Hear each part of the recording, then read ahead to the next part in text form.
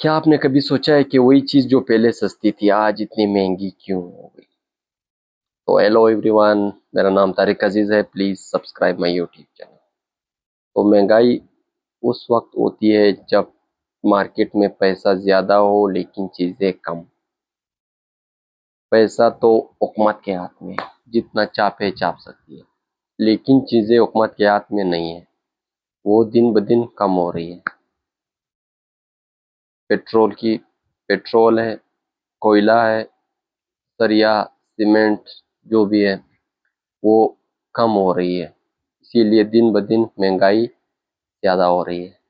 तो महंगाई उस वक्त होती है जब पैसा ज़्यादा हो, चीज़ें कम, तो चीज़ें महंगी हो जाती हैं। तो इस अमल को महंगाई या इन्फ्लेशन कहते हैं। इसी तरह मज़ीद वीडियोस के लिए मेरे चैनल को सब्सक्राइब करें क्योंकि मैं नया हूँ।